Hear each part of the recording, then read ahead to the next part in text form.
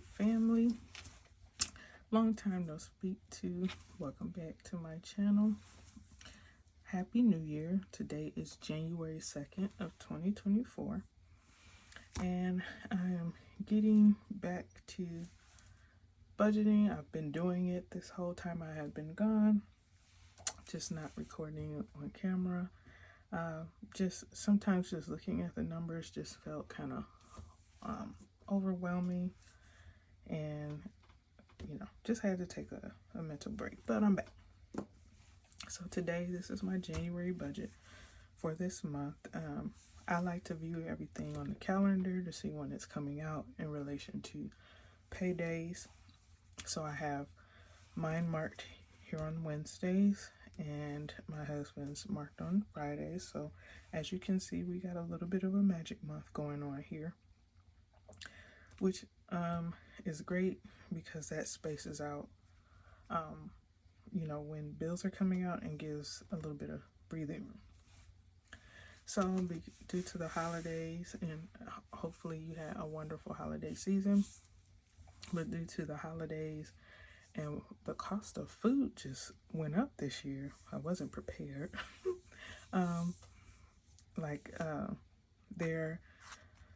These items here, the only one that we're not covering right now is the mortgage. We're actually going to take a portion of this check and this one and pay it on the 12th, but it's still within our grace period, what have you. But everything else is going to be covered. The date is due to come out. So since we last spoke, I have raised our grocery budget because, like I said, food and the cost. I raised our grocery budget. We're a family of 4. We have a set of teenage twins, and then my husband and myself, we're raising it to $300. And I know somebody may say, oh, that's a lot. In our grocery budget, we also include like our cleaning supplies, household supplies, toilet tissue, paper towels, things like that. So that is included in that. I do not separate it because I usually buy it from the grocery store all at the same time. So that's that. I forgot to add, so every Wednesday when I'm paid, the savings come out automatically, so I do need to add those on the next 2.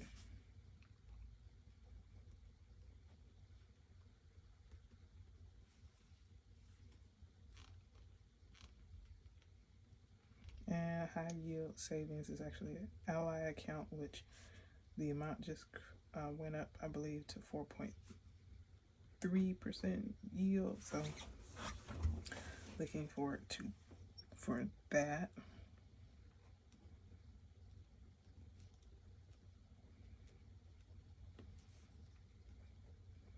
Okay.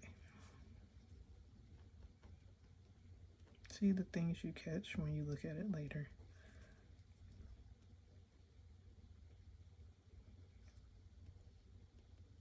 And I apologize for my little tiny handwriting.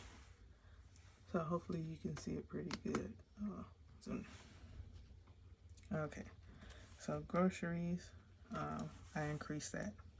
Also, since we last spoke, my daughter has decided she wants to check up an instrument. So this is the rental fee. It's rental to own. So that is $48 per month for that. So that's a new expense.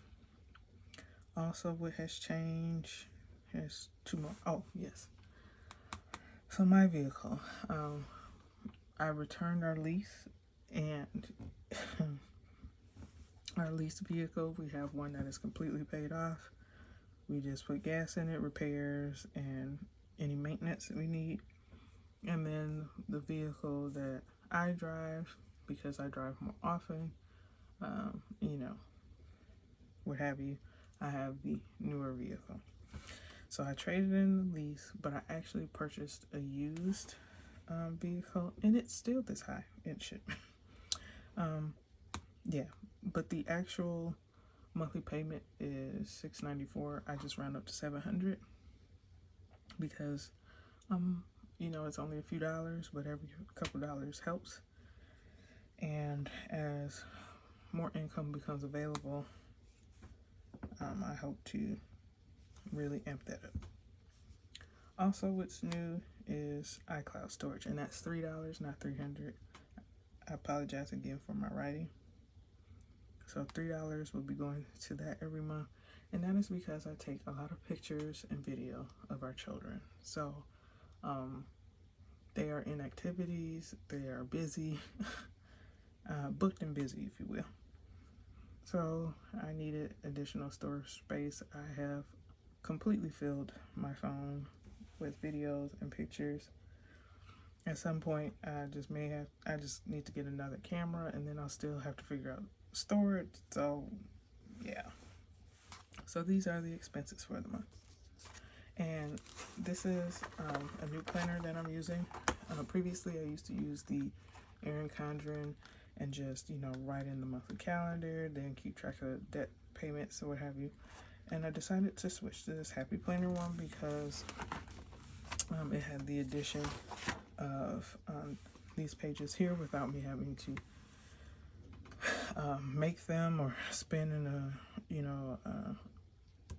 ungodly amount for another planner. So I opted for this version. So here, these are my 3 pays for the month, which slightly increased with my little raise at the end of the this past year. And then I always budget my husband's minimum pay. He, with his job, works mandatory OT. Sometimes he's on call. The minimum, this is around what he brings in. It could be less, it could be more. I never know, and so I always go with that number. So with the magic month, his 2 pays, this is the amount we're expecting. So why did I cover up the expenses and the remaining? Because I kept making mistakes. And I'm like, oh, I forgot this additional expense. And oh, I forgot this additional expense. So I'm just going to wait to fill those out at the end of the month. And I think that'll be more realistic too as we keep track of our expenses, but I'll get to that. So here are the things I'm expecting. The reason why I didn't put our children's hair expense on the actual calendar is because I don't know right now the exact date we're going to get it done. But it will get done at some point in this month, so it is here. And then I will account for it on the previous page. And then their allowance. So their allowance is based on their age. And I'm actually going to add it back over here. So they are 14. So I will be giving them $14 each per pay. Well, so it's bi-weekly, so I need to round it. So 2 kids, $14 each. My God. So that is going to be 28 weekly. So it's 56. Yeah. Okay, so I had it right on the other page. I don't know why I'm drawing a blank now.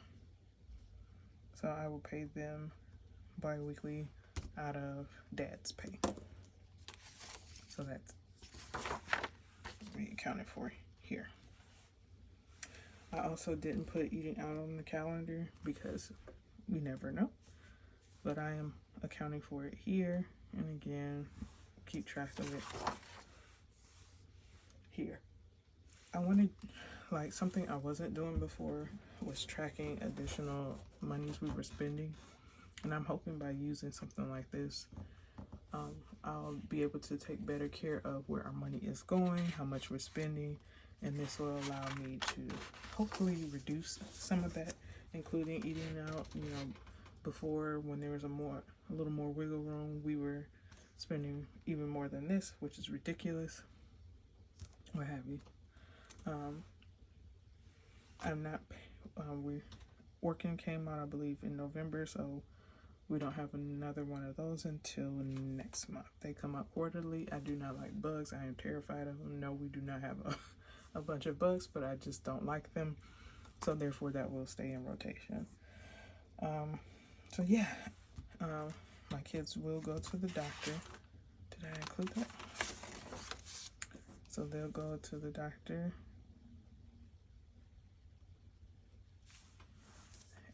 And there's going to be another expense here for a medical expense, a surgical expense, but we're not sure if we'll have to pay anything yet, so I can't account for it right now. But once we have it, or once we know, then I'm going to put that in. So that's where we are. I'm going to slide over a bit. Again, so out of my pays, we automatically have $100 coming out per pay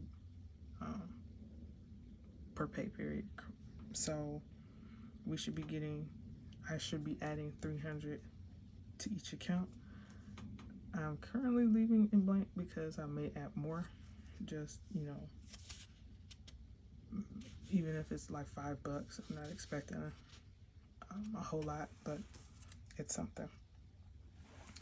But let's get to the juicy part.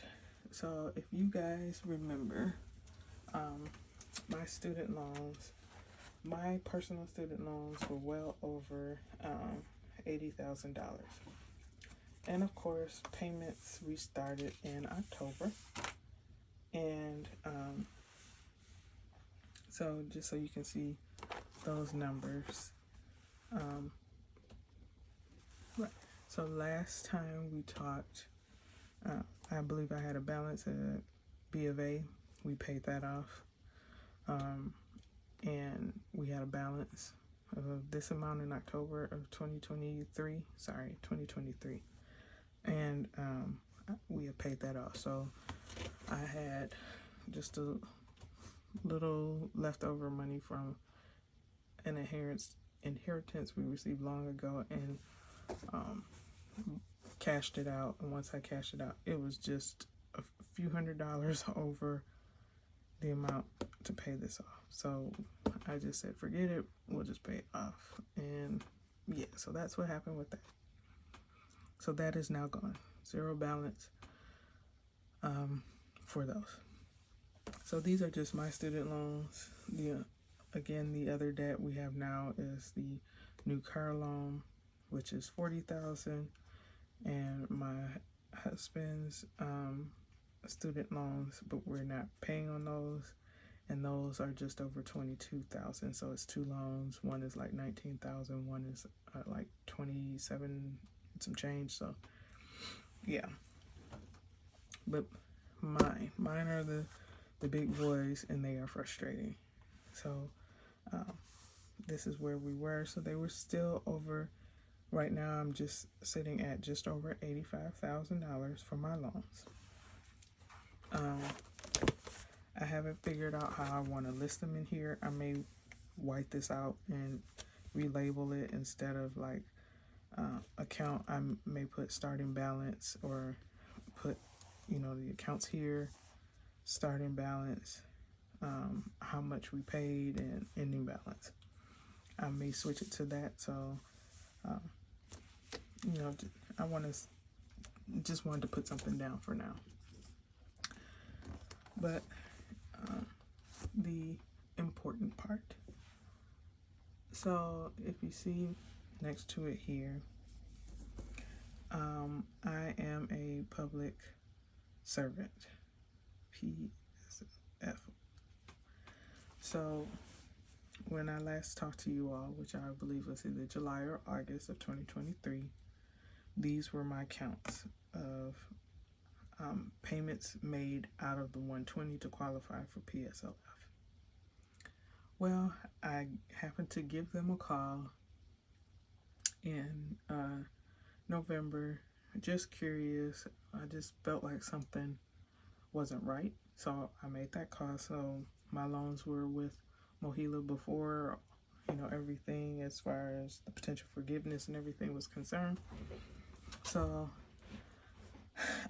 again, something just didn't feel right, so I did give them a call and found out that this number count did not include, of course, any of my work history since I believe it was July of 2022, if I remember correctly.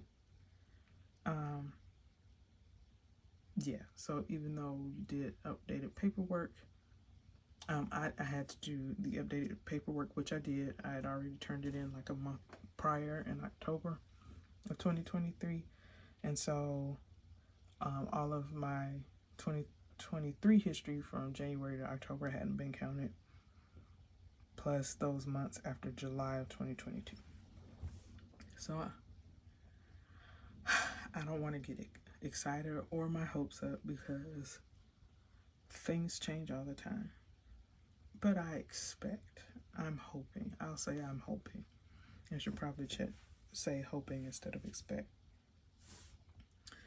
Loans 11 and 12 to be forgiven if only 8 more months were needed. Well, I have succeeded, surpassed that one rather. And hopefully those loans will go bye-bye. And if so, those loans balances, of course, before the last interest and everything was added, was $22,000, and so just over $5,000. I'm sorry, $25,000. Just over $25,000 should be forgiven. And if with a balance of 85, that'll go down. I don't know if I'll be able to breathe better, but I'll certainly be happy. So if that occurs, if not, we just keep it pushing like always. Then I happened to call again to follow up to make sure I turned the paper in correctly. You have to put in an application again for them to review, to get canceled. So I did that, and I called again just to make sure that I turned in the paper correctly. I didn't want any issues like I had in 2022. Then that person said, you haven't had your IDR adjustment. So that adjustment that was announced for earlier in the year, those months hadn't been added. And I was like, huh? I had gotten a letter, and so I don't know. I really don't know what's going on. But they said I hadn't had my IDR adjustment yet, and that hopefully between my PSLF being counted for these, that the IDR will be done at the same time, yada, yada, yada. So I'm not sure about these 4 here. And those 4 loans, 3, 4, 5, and 6, are also not tiny loans. And if they are adjusted, I'm expecting a couple years adjustment off that. And maybe we'll have, a couple years left to pay on these. I'm not even sure. Between those 2 things, and just the whole ball of mess that is. So we're waiting. I haven't got any updates, any adjustments. I'm going to allow them a few months. I would like to not be a pest, but I also want to know specifically what's going on with mine, and maybe I'll be able to help somebody else. Who knows? But yeah, I'm hoping there will be some movement on those things. But as far as this first week's pay, this is what I'm expecting so far. And I haven't paid for groceries, and I expect to add any expenses here.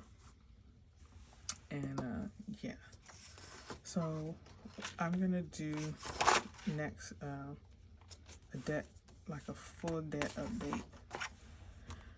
And I think I'll use one of these pages to do it, and then I'll include my car loan, so you can see where that leaves us now, and still working on the PSLF, and yeah, so that's where we are right now. So a few changes since I last spoke to you, and the next month I'll hopefully write everything out with you, but I have the tendency to like forget, even though I have a tendency to forget something, even though I have it written down. So, you know, go with me. I have to work better on my attention to details, but I have the premise going. And then also, as my children's activities, if they have donations and stuff like that, I'll add those as well, because that does happen. We'll get a notice like a week in advance, you know, or sometimes not even a week, a few days in advance that something's happening and they're asking for assistance. But we will keep you posted, and hopefully 2024 we will do better. I will do better with keeping you guys updated. The whole point in the first place was to hold us accountable, and, you know, as a way to make sure we took care of business. And we've been taking care of business, but haven't been doing the recording part. So hopefully we'll get better at that. And yeah, well, so I hope you guys have a wonderful rest of the day. Again, Happy New Year. And, you know, let's get this money together this year. No new problems in 2024. That's what I'm hoping for. And I'm just looking forward to, again, just some financial breakthroughs and some financial relief this year. I'm looking forward to some things kind of happening and moving. So that's where we stand. Just thank you for joining with us, and you know, stay tuned for the next video where I'll be doing the full updated debt thing. You all take care.